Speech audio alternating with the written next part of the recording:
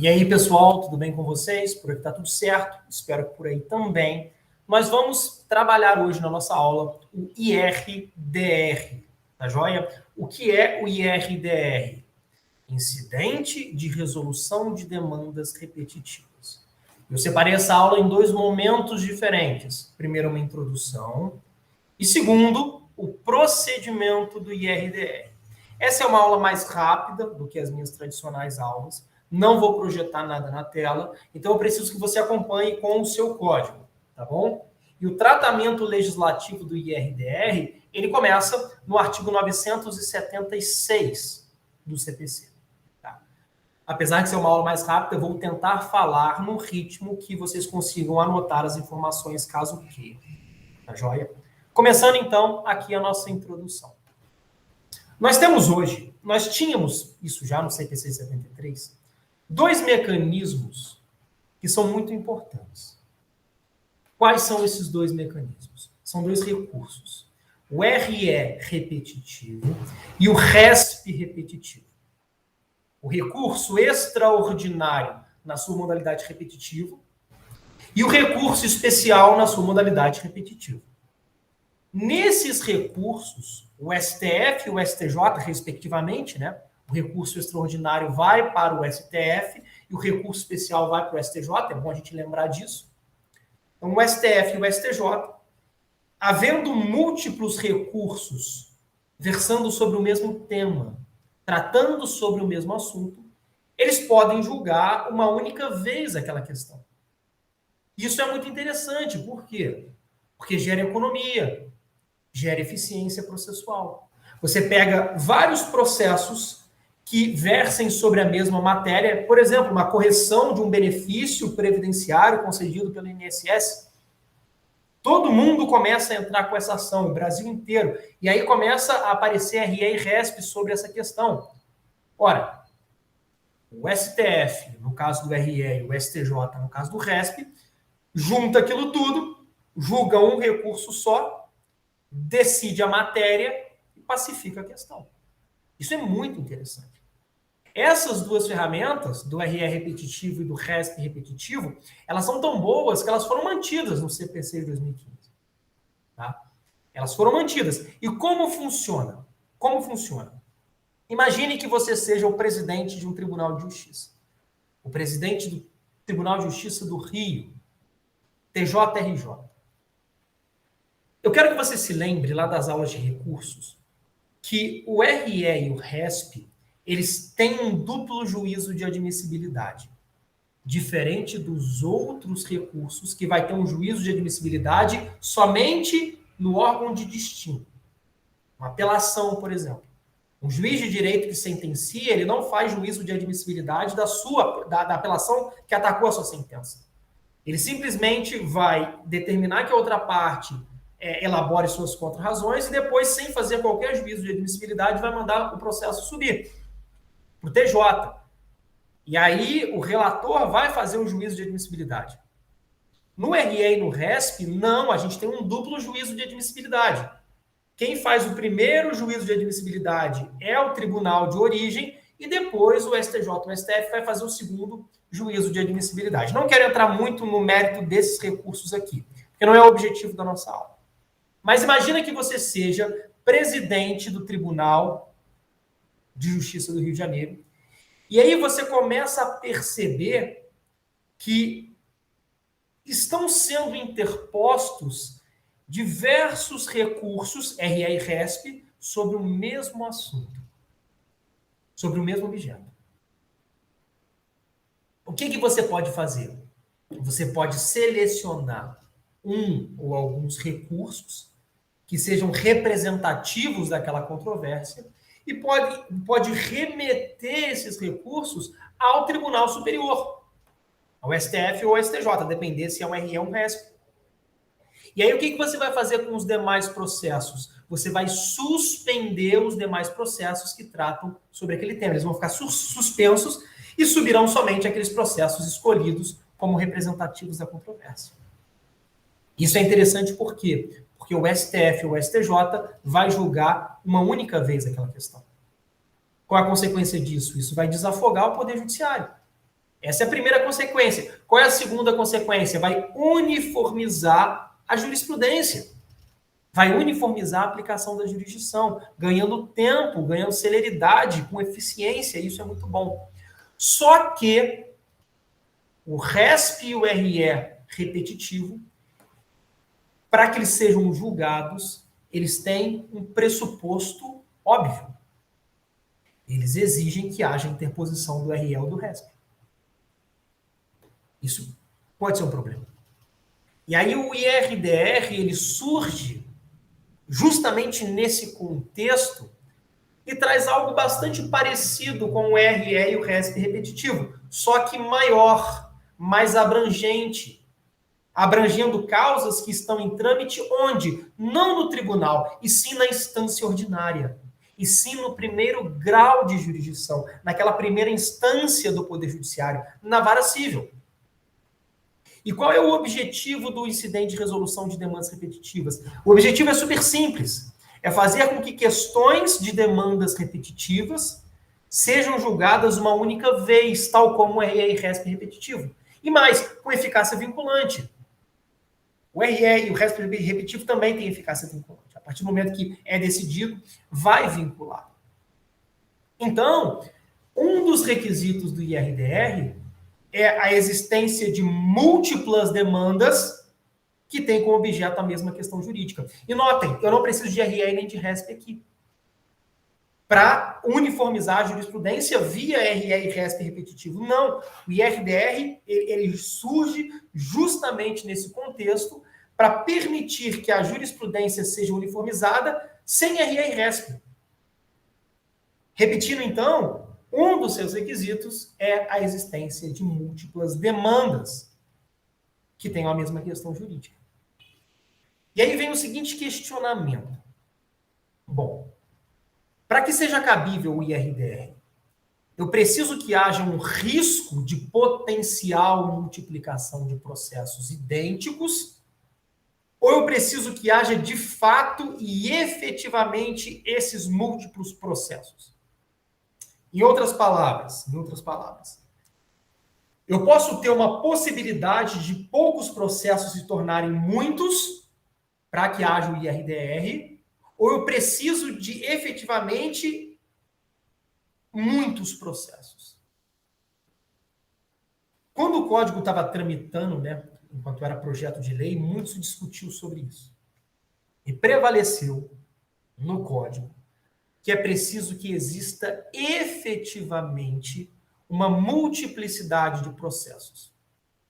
Ou seja, não basta que eu tenha uma probabilidade, ainda que gigantesca, de multiplicação de processos.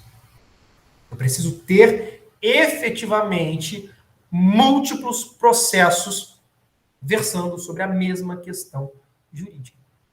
E isso fica muito claro a partir da leitura do artigo 976. E agora a gente vai pegar o código pela primeira vez. Olha o que diz o artigo 976. E eu estou com o meu código aqui, tá? Tá aqui, ó. Estou com ele aqui. Acompanha a leitura comigo. Você precisa estar com o seu aberto aí. Olha só. É cabível a instauração do incidente de resolução de demandas repetitivas quando houver simultaneamente, ou seja, são requisitos cumulativos. Inciso 1º, efetiva repetição de processos que contenham controvérsias sobre a mesma questão unicamente de direito. Então, eu preciso ter, de fato, vários processos. E o segundo inciso, tá aqui, risco de ofensa à isonomia e à segurança jurídica. Nesse caso, é cabível a instauração do IRDR, que é um incidente de resolução de demandas repetitivas. Só que a resposta a essa pergunta nos leva a outra indagação. Qual? Ora, se eu preciso de vários processos, efetivamente, o que é efetiva repetição? Existe um número certo? Mais de 10 já é repetição. Não, eu preciso de 100 processos. Não, eu preciso de 1000 processos. Existe algum número certo? Não, pessoal, não. A lei não prevê. Isso vai ficar a cargo do órgão julgador, analisar as circunstâncias e cada caso concreto. Se o órgão julgador ali entender que há uma efetiva repetição, ele pede a instauração do IRDR. E também, se não for o caso de efetiva repetição, o IRDR vai ser indeferido.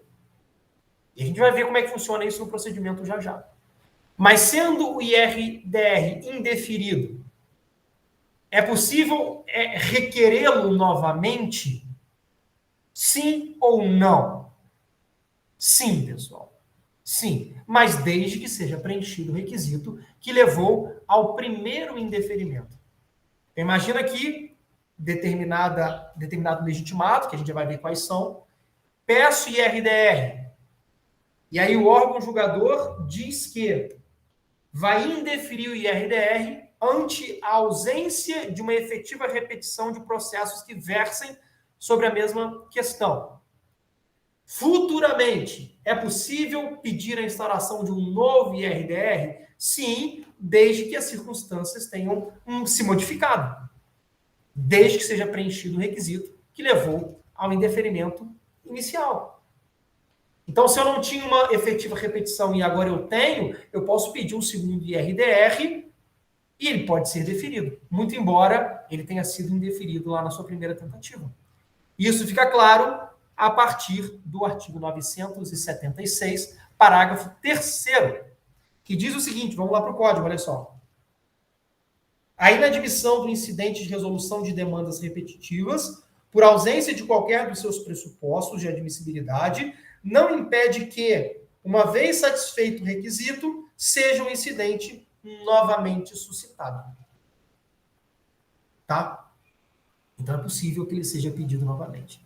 Vamos voltar ao caput do 976. A gente viu que são dois incisos. Inciso primeiro, quando houver simultaneamente efetiva repetição de processos que contenham controvérsia sobre a mesma questão unicamente de direito. Inciso segundo, risco de ofensa à isonomia e à segurança jurídica. Então, nós temos aqui um segundo requisito, que é o risco de ofensa à isonomia e à segurança jurídica. É importante ainda que não haja nenhum recurso afetado nos tribunais superiores, pessoal, para o julgamento e definição da tese jurídica. Estou saindo do segundo requisito, tá? Mencionei com vocês o segundo requisito, estou continuando aqui a nossa aula.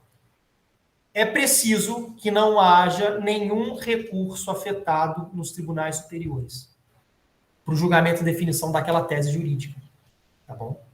Imagina, por exemplo, que você pede o IRDR, mas já existe um RE, um RESP afetado para a definição daquela tese jurídica. Bom, se existir um recurso afetado, a questão de direito, que está sendo objeto do IRDR aqui, ela já vai ser analisada com eficácia vinculante. E aí, nesse caso, não vai ser necessário o IRDR. Se porventura ele for pedido, ele vai ser indeferido com base na existência de recurso já afetado. Tá bom? E existe também um outro requisito, que não é apontado pela lei, não está aqui no artigo 976, mas a doutrina majoritária vai entender que é um requisito. Tá bom? Que é o seguinte, é necessário também que no tribunal já tenha algum desses múltiplos processos versando sobre aquela mesma questão jurídica.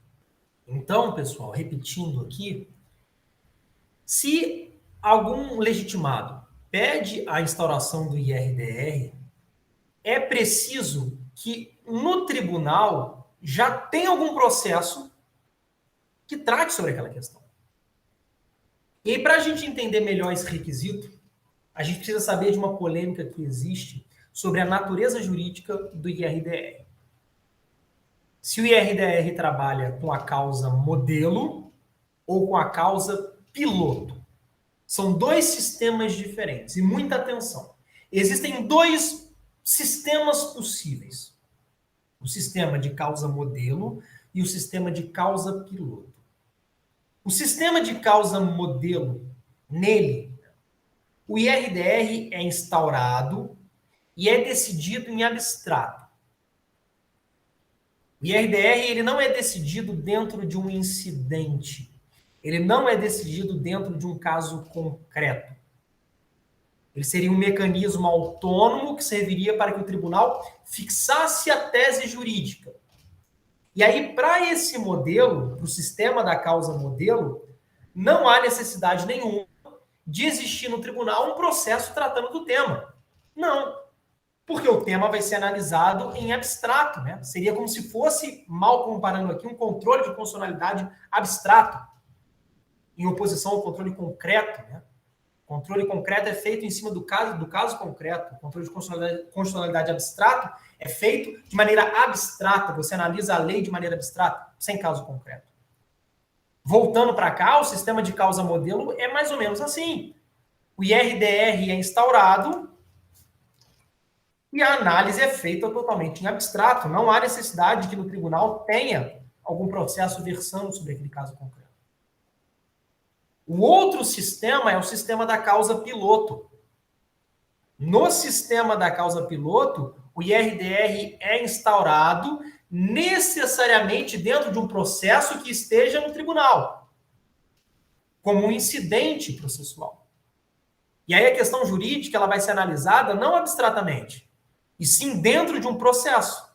E o tribunal, ao mesmo tempo que analisa e examina o caso concreto, ele decide a questão com eficácia vinculante.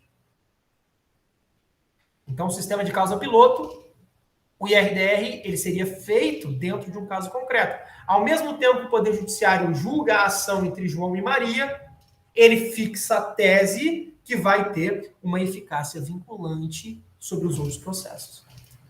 Bom, qual sistema que nós adotamos? O Brasil adotou o sistema da causa modelo ou o sistema da causa piloto? A lei não traz, pelo menos expressamente, qual modelo foi adotado. Mas, muita atenção, a lei chama esse mecanismo de incidente. Olha o nome dele, olha só, capítulo 8º, né? Do incidente de resolução de demandas repetitivas. Artigo 976, é cabível a instauração do incidente de resolução de demandas repetitivas. Ora, se a lei traz a palavra incidente, é porque adotamos o sistema da causa piloto. E essa é a posição da doutrina. A doutrina vem entendendo pelo sistema da causa piloto. Qual a consequência disso?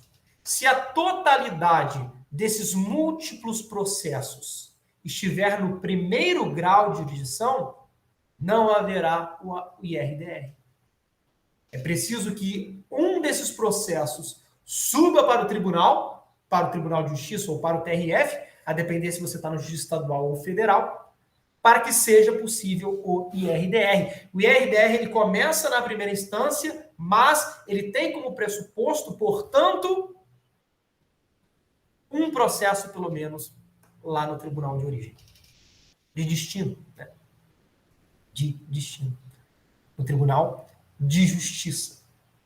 Tá bom? Fechamos, então, aqui a nossa primeira parte dessa aula. Eu falei que ia ser rápido, agora vai ser mais rápido ainda a segunda parte.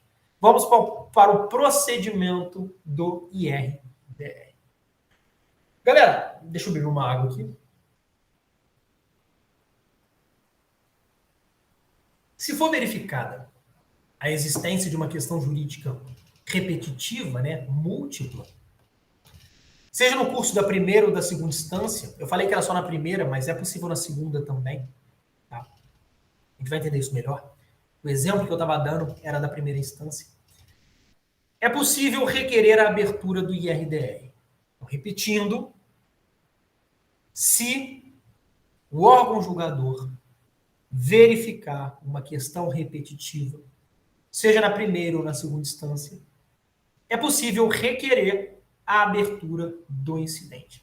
Não preciso de um RE repetitivo e nem do RESP repetitivo. Aliás, se eles já estiverem tramitando, eu nem posso ter o IRDR. Notem que o IRDR ele tem várias diferenças, né, em relação aos recursos repetitivos. A primeira é que pode ocorrer na primeira instância. E a segunda é que não pressupõe o manejo do RE ou do RESP. Tá? Quem pode requerer a abertura do IRDR? do incidente de resolução de demandas repetitivas.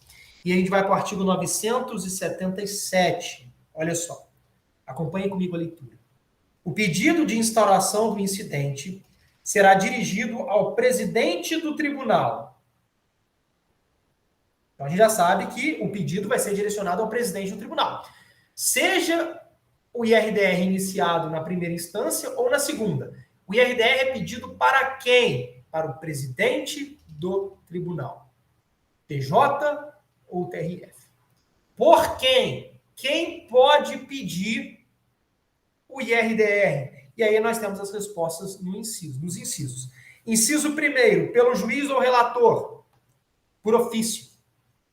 Como assim juiz ou relator? Juiz na primeira instância e o relator na segunda instância. Lembra que eu falei que o IRDR pode se dar tanto na primeira como na segunda instância? Se tiver na primeira instância, o órgão julgador é o juiz, e o juiz pode requerer a abertura do IRDR. Ele vai requerer ao presidente do tribunal. Mas é possível que o processo tenha sofrido recurso de apelação, que ele já esteja no tribunal, e aí ele vai ficar nas mãos de um desembargador, que é chamado de relator. O relator, percebendo os requisitos do IRDR, pode dar início ao IRDR. Na verdade, ele pode pedir a abertura do IRDR. Para quem? Para o presidente do tribunal. Então, inciso primeiro, pelo juiz ou relator por ofício. Inciso segundo, pelas partes por petição. As partes podem pedir a abertura do IRDR. Tá bom? As partes podem pedir a abertura do IRDR. Como? Por simples petição. Não há aqui necessidade de apresentar recursos ou formalidades maiores. Basta uma simples petição direcionada ao presidente do tribunal. Inciso terceiro, pelo Ministério Público ou pela Defensoria Pública por petição. Ministério Público e Defensoria. É claro que o Ministério Público aqui, no inciso terceiro, ele está na qualidade de fiscal do ordenamento jurídico, né? Porque vocês sabem que o MP ele pode atuar tanto como fiscal da ordem jurídica, como parte. Ora, se o MP estiver como parte, ele entra no inciso segundo. Se ele estiver como fiscal da ordem jurídica, ele entra como...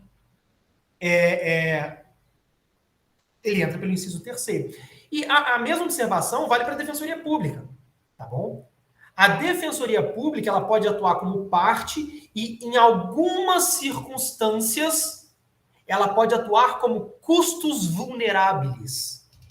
O que é isso? Ela vai atuar ali como se fosse, tá? Aqui é bem aspas, né? Como se fosse o Ministério Público como fiscal da ordem jurídica.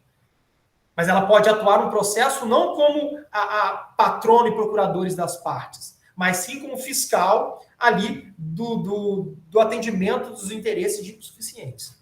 Tem vários exemplos, mas eu não vou entrar nesse ponto aqui. Saibam que o MP e a Defensoria, eles podem, sim, requerer o IRDR. E aí basta que demonstrem na petição o preenchimento dos requisitos legais.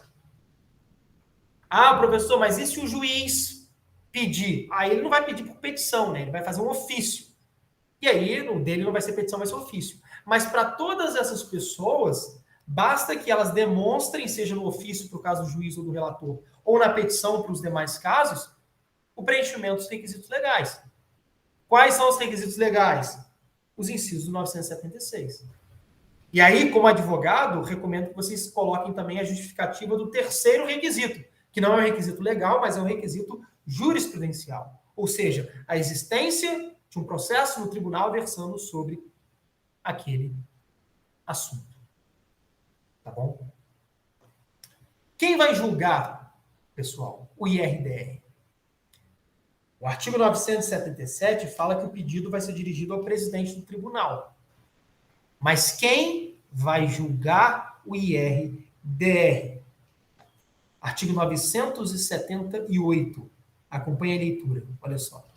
O julgamento do incidente caberá ao órgão indicado pelo regimento interno, dentre aqueles responsáveis pela uniformização de jurisprudência do tribunal.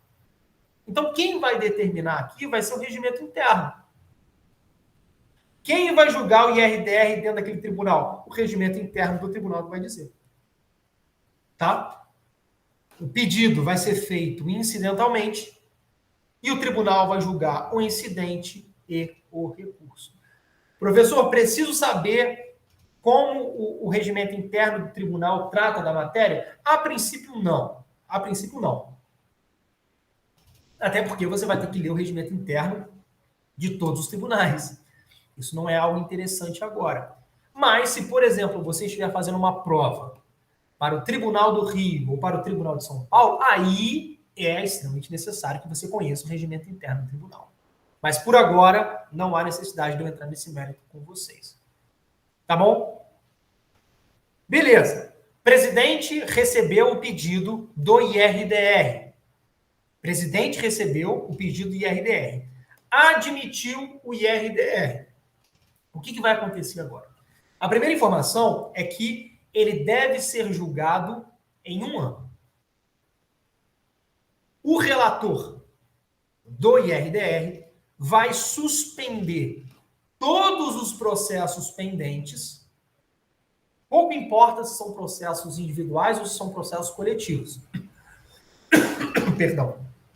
O relator vai mandar suspender todos esses processos. E aí, a lei ela traz o prazo de 1 ano. Suspender, gente, é paralisar. Vai paralisar. Todos os processos que versem sobre aquela matéria serão paralisados. Tá bom? E aí, o IRDR ele tem que ser julgado em 1 ano. Como vai haver essa suspensão? Porque, olha só, como é que os juízes... Imagina que isso esteja no Tribunal de Justiça do Rio. Como que os juízes de todas as comarcas, das varas cíveis ali, das demais varas, vão saber que o processo ali está sobrestado, o processo está suspenso? O relator do IRDR vai expedir um ofício aos juízes diretores do fórum das comarcas, na Justiça Estadual ou nas sessões judiciárias, no caso da Justiça Federal. Então, olha só, a gente está aqui em Barra Mansa, a cidade que eu gravo essa aula. Relator do IRDR vai emitir um ofício ao presidente do Fórum de Barra Mansa, e aí o presidente do Fórum vai espalhar essa informação. Vai mandar ofícios para as varas cíveis, para os juízes, informando que vai haver a suspensão daqueles processos. Esse prazo de 1 ano para julgar o IRDR, ele tem que ser respeitado. O ideal é que ele seja respeitado. Mas nós sabemos que prazos não costumam ser muito respeitados. O próprio legislador ele tem ciência disso. Então, o legislador ele estabeleceu que, ultrapassado o prazo de 1 ano, sem que o IRDR tenha sido julgado, isso vai fazer com que não se possa julgar mais o IRDR? Não. Ele vai ser julgado, ainda que seja ultrapassado o prazo de 1 ano. Só que, ultrapassado o prazo de 1 ano, vai cessar a suspensão dos processos. Os processos que estavam sobrestados, os processos que estavam suspensos, voltam a correr. Isso está no artigo 980, que diz o seguinte, olha só. Acompanhe a leitura comigo. O incidente será julgado... Pessoal, olha só. Eu quero que vocês leiam todos os artigos, tá? O artigo 976 até o artigo 987. Não vou ler todos aqui. Vou ler só os mais importantes, mas eu quero que vocês leiam todos aí em casa depois. O artigo 980 diz o seguinte: o incidente será julgado no prazo de 1 ano e terá preferência sobre os demais feitos, ressalvados os que envolvam o réu preso e os pedidos de habeas corpus. Então, olha só, existe o prazo de 1 ano e ele vai ter preferência sobre os demais feitos. Sobre todos os demais feitos, não. Existem 2 exceções que vão tramitar na frente, que é os processos que envolvam o réu preso e os pedidos de habeas corpus, né, que tutela aí o direito de liberdade. Parágrafo único. Superado o prazo previsto no caput, cessa a suspensão dos processos previstos no artigo 982, salvo decisão fundamentada do relator em sentido contrário. Tá? Então, olha só, o artigo 982 ele também é importante. Olha o que ele vai dizer. Admitido o incidente, o relator, inciso 1º, suspenderá os processos pendentes, individuais ou coletivos, que tramitam no Estado ou na região. Estado para a Justiça Estadual, região para a Justiça Federal, conforme o caso. Inciso segundo, poderá requisitar informações a órgãos em cujo juízo tramita processo, no qual se discute o objeto do incidente, que a prestarão no prazo de 15 dias. Inciso terceiro, intimará o Ministério Público para querendo manifestar-se no prazo de 15 dias. Tá bom? Vamos falar um pouco também sobre a questão do MP, aqui, no inciso terceiro do 982. Né? Primeiro, imagina que quem tenha suscitado o incidente desista. Imagina que eu, Luiz Eduardo, parte autora em um processo, suscite o IRDR e o IRDR seja aceito, seja admitido. Só que agora eu quero desistir. Posso desistir? Posso, mas o IRDR vai continuar. Ele vai continuar e o Ministério Público vai assumir a sua titularidade. É claro que se o MP tiver suscitado o IRDR, o cenário muda. Né? Mas, se a parte que suscitou o incidente desistir, o MP assume a titularidade.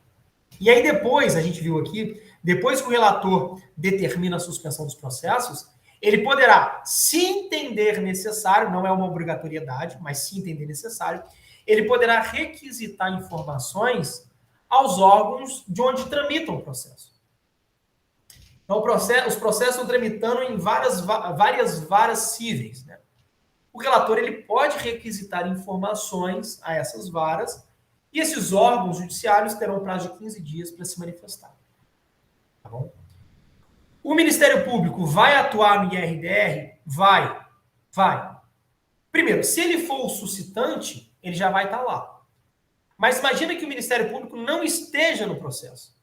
Imagina que seja uma ação de João contra Maria, não envolve interesse de incapaz e nenhuma outra circunstância que determine a atuação do MP. Ou seja, o MP não está no processo. Ele vai ter que se manifestar? Vai.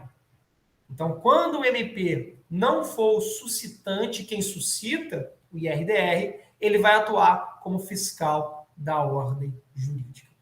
Ele vai ser intimado para se manifestar em 15 dias. Artigo 982, inciso 3º.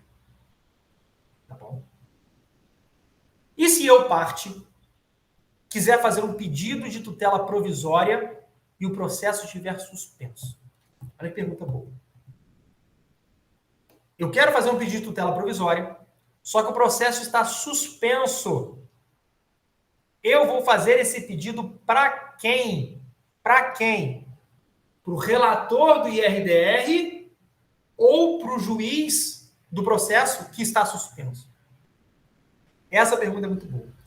E o bom também é que ela é respondida pelo Código. Né? O artigo 982, parágrafo 2º, ele vai dizer que enquanto o processo estiver suspenso, um eventual pedido de tutela de urgência deve ser dirigido ao juiz do processo.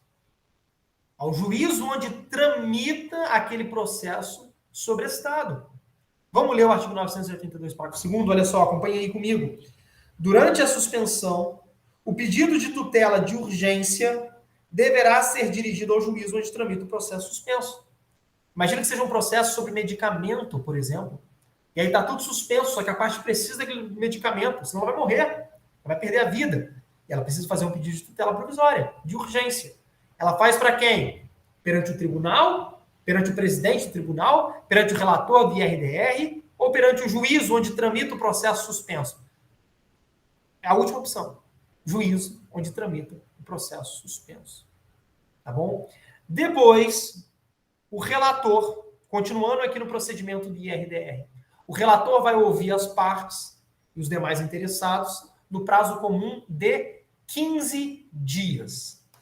Olha só o que diz o artigo 983. O relator ouvirá as partes e os demais interessados, inclusive pessoas, órgãos e entidades com interesse na controvérsia, que no prazo comum de 15 dias poderão requerer a juntada de documentos, bem como as diligências necessárias para a elucidação da questão de direito controvertida, e em seguida manifestar-se-á o Ministério Público no mesmo prazo. Tá? Então, o relator vai ouvir as partes e os demais interessados no prazo comum de 15 dias Prazo comum, pessoal, é o mesmo prazo para todo mundo. Prazo comum é a oposição de prazo sucessivo. Todo mundo vai ter 15 dias para falar. E depois o MP fala em 15 dias. Tá bom? Se o relator entender necessário, ele pode designar uma audiência pública. Para quê? Para ouvir depoimentos de pessoas que tenham experiência, para ouvir experts sobre o assunto, conhecedores da matéria. Então, se for necessário, é possível que haja uma audiência pública, e isso está no parágrafo 1º do artigo 983. Olha só. Para instruir o incidente, o relator poderá designar data para, em audiência pública, ouvir depoimentos de pessoas com experiência e conhecimento na matéria.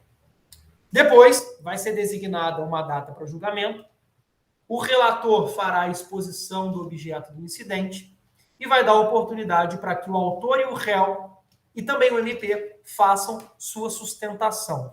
Essa sustentação é uma sustentação oral. E aí temos o prazo de 30 minutos. Tá? 30 minutos para o autor, 30 minutos para o réu e 30 minutos para o MP. Outros interessados, eles poderão falar também, depois do autor, depois do réu e do MP, no prazo de 30 minutos também. Só que esse prazo de 30 minutos será dividido entre eles. Então, o autor, o réu e o MP têm cada um 30 minutos, e os outros interessados têm 30 minutos para todos eles, tá? Para falar. Se forem muitos, esse prazo ele pode ser aumentado. Tá bom? Olha só. Artigo 984. No julgamento do incidente, observar-se-á a seguinte ordem. Inciso 1º. O relator fará a exposição do objeto do incidente. Inciso 2º. Poderão sustentar suas razões sucessivamente. Sucessivamente, ou seja, um depois do outro. Né? O autor e o réu do processo originário e o Ministério Público pelo prazo de 30 minutos. B. Os demais interessados no prazo de 30 minutos, dividido entre todos, sendo exigida inscrição com 2 dias de antecedência. Parágrafo 1º. Considerando o número de inscritos, o prazo poderá ser ampliado. Tá? Então, esse prazo ele pode ser ampliado. E o artigo 984, parágrafo 2º, ele vai trazer uma exigência que é que o acórdão, o que é o acórdão, né? É a decisão do tribunal, deve analisar todos os fundamentos relacionados à tese. Essa exigência é muito importante. Olha só, o acórdão, que é o julgamento final do IRDR, que vai fixar aquela tese jurídica, que vai ser aplicada em toda a abrangência daquele tribunal. O acórdão deve enfrentar todos os fundamentos relacionados à tese jurídica. Sejam fundamentos relacionados sejam favoráveis ou contrários. Tem que ser analisado. Olha só, artigo 984, parágrafo 2º. O conteúdo do acórdão abrangerá a análise de todos os fundamentos suscitados concernentes à tese jurídica discutida, sejam favoráveis ou contrários. E aí, o julgamento ele vai ter eficácia vinculante para todos os processos que estavam sobrestados. Todos aqueles processos que foram suspensos, eles serão julgados agora. E de uma maneira muito simples, através da aplicação daquela tese que foi fixada pelo acordo do tribunal. Tá? Olha o que diz o artigo 985. Olha só, acompanhe comigo. Julgado o incidente, a tese jurídica será aplicada. Inciso 1º. A todos os processos individuais ou coletivos que versem sobre idêntica questão de direito e que tramitem na área de jurisdição do respectivo tribunal, inclusive aqueles que tramitem nos juizados especiais no respectivo estado ou região. Inciso 2º, aos casos futuros que versem sobre idêntica questão de direito e que venham a tramitar no território de competência do tribunal, salvo revisão na forma do artigo 986. Mas olha que interessante, pessoal. A tese fixada pelo acórdão do IRDR, que é julgado pelo tribunal, vai ser aplicada não somente aos processos que estavam suspensos, mas a processos que ainda nem existem, mas que vão ser ajuizados no futuro. Então, se futuramente é ajuizado um processo que verse sobre uma questão idêntica, uma questão de direito idêntica àquela da tese fixada, a gente aplica a tese aqui também. Tá bom? E aí, para a gente fechar aqui, né? Desse acórdão que julga o IRDR, vai caber RE e RESP. Então, esse acórdão é o último degrau dessa escada? Não. A parte que não concordou com o resultado do IRDR pode apresentar RE e RESP. RE, recurso extraordinário para o STF, e RESP, recurso especial para o STJ. E aí tudo vai depender da matéria violada. Se é uma violação à Constituição ou se é uma violação à legislação federal. E a curiosidade aqui, muito interessante, né? É que, em regra, o RE e o RESP não têm efeito suspensivo. Eles não suspendem a eficácia da decisão recorrida. Mas, nesse caso, tem. Nesse caso, tem. Então, o RE e o RESP, que ataca o acórdão que julgou o IRDR, ele tem um efeito suspensivo. Isso é muito importante. Por quê? Porque tem previsão no artigo 987, parágrafo 1º, estabelecendo isso. Olha só, vamos lá. Artigo 987, parágrafo 1º. Do julgamento, vamos para o caput primeiro. Do julgamento do mérito do incidente, caberá recurso extraordinário ou especial, conforme o caso. Parágrafo 1º. O recurso tem efeito suspensivo, presumindo-se a repercussão geral de questão constitucional eventualmente discutida. Então, olha só, RE e RESP com efeito suspensivo. E, pessoal, é justamente por essa razão desse RE e RESP com efeito suspensivo que nós temos o artigo 982, parágrafo 3º, que a gente já vai ler. Mas o que prevê o artigo 982, parágrafo 3º? Ele permite que as partes, o MP e a defensoria, aqui eles excluem o juiz e o relator, né? O artigo permite que a parte, o MP e a defensoria, eles requeiram ao STJ ou ao STF que suspendam os processos.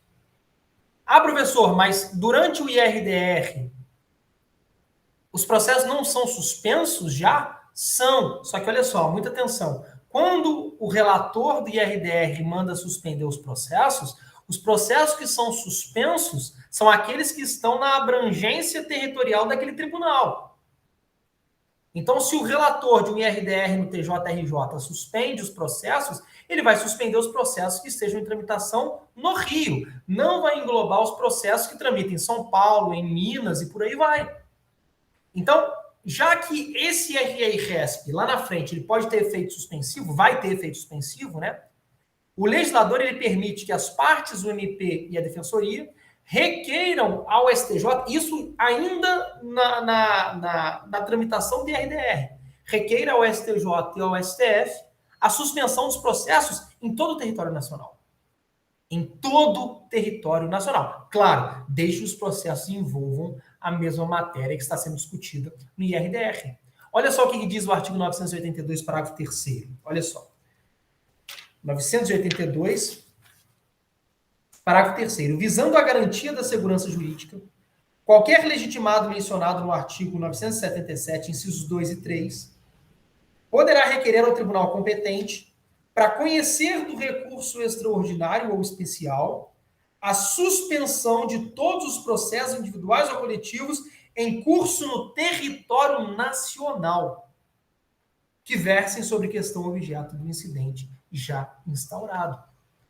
Então, olha só, se durante o IRDR as partes, o MP ou a defensoria, quiserem pedir ao STJ ou STF para que suspenda os processos, não só na área de competência do tribunal, mas em todo o território nacional, para que se suspendam os processos em todo o território nacional, elas podem fazer isso. Por quê? Porque lá na frente, o RE ou o RESP, que atacar o acórdão, vai ter efeito suspensivo. É por essa razão. E é por essa razão. E aí, a última informação para a gente fechar a aula, né, diz respeito ao amicus curiae. Se a gente for lá para o artigo 138, a gente vai chegar à conclusão de que o amicus curiae ele não tem legitimidade recursal. Isso é algo já batido, todo mundo sabe. O amicus curiae não pode recorrer. Essa é a regra. Mas nós temos duas exceções. Olha só, artigo 138, parágrafo 1º. A intervenção de que trata o caput, a intervenção do amicus curiae, né, não implica alteração de competência nem autoriza a interposição de recursos, ressalvados a oposição de embargo de declaração, primeira exceção, né? O amicus curiae pode interpor embargo de declaração, e continua na leitura, e a hipótese do parágrafo 3º. E a gente vai para o parágrafo 3º. 138, parágrafo 3º. O amicus curiae pode recorrer da decisão que julgar o incidente de resolução de demandas repetitivas. Então, olha só, o amicus curiae, ele não pode recorrer, mas uma das exceções em que ele pode recorrer é justamente da decisão que julga o IRDR. Essa informação é muito importante.